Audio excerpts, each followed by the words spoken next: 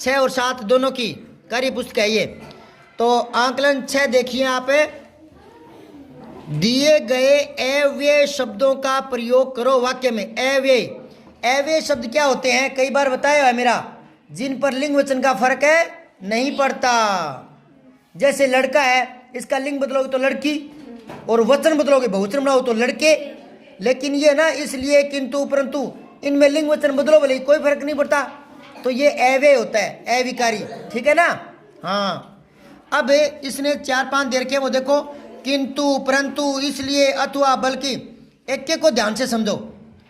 किंतु और परंतु ये थोड़े से एक दूसरे के उल्टे भाव में आते हैं। अपने कहते हैं ज्यादा किंतु परंतु मत करें, है ना। तो कैसे, ध्यान से सुनो। किंतु में कोई अभाव बताया जाता है, कारण का अभाव, ठीक है। जैसे देखो, मैं उत्तीर्ण हो जाता किंतु मैंने ढंग से पढ़ाई नहीं की, तो यहाँ किंतु आ गया, क्योंकि इसका कारण खुद प्रिय है। और कारण किसी दूसरे पर डालोगे ना तो किंतु की जगह परंतु लाना पड़ेगा। अपने ऊपर न डालो, दूसरे को माध्यम बनाओ, कारण बनाओ, तो परंतु। जैसे मैं उत्तीर्ण हो जाता परंतु अध्यापक जी ने ढंग से नहीं पढ़ाया, तो किंतु परंतु समझ में आ गया क्या। परंतु में दूसरे पर कारण निर्भर करता है और इसमें खुद पर है, समझ आई बात है।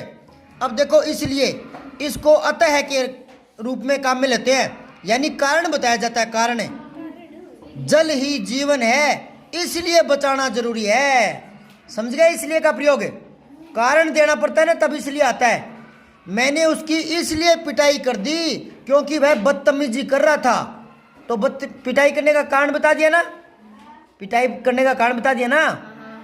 अब देखो, अथवा, इसको या के अर्थ में लाते हैं। या जब दो में से चुनना होता है, कई बार आपने परीक्षा में देखा होगा, कोई प्रश्न दे देता है, उसके नीचे अथवा लगाता है और फिर दूसरा प्रश्न, और हम पूछते हैं कि सर दोनों में से एक करना है ना, तो अथवा होता है ना, वहां दोनों में से एक करना पड़ता है, यानी 2 विकल्पों में से चुनना, तब अथवा आता है। अब यहां देखो वाक्य प्रयोग, इस दीवार पर नीला रंग करवाऊं अथवा पीला, पूछ रहा है वो, तो 2 रंगों में से वो विकल्प चुन रहा है, समझ आई बात। अथवा समझ गए।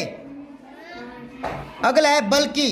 बल्कि को संस्कृत में वरन भी कहते हैं। ये कब आता है, जब कई विकल्पों में से एक को वरीयता देनी होती है। जैसे उसे नीला नहीं बल्कि हरा रंग प्रयोग में लेना था। अब इन वाक्यों को दोबारा ठंडे दिमाग से देखो, चारों पांचों का अर्थ दिमाग में बिठाने की कोशिश करो, समझ आई बात है। अगला देखो, इनमें संबंध बोधक शब्दों को छांट कर लिखना है। तो सड़क के दोनों ओर पेड़ लगे, तो दोनों ओर, ठीक है ना।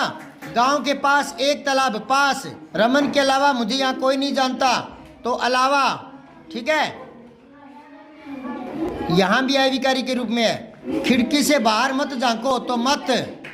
दी गई क्रियाओं का वाक्य में प्रयोग करना है। लिखना, ये तो मूल क्रिया है, वाक्य में प्रयोग करेंगे तो इसका रूप बदल जाएगा।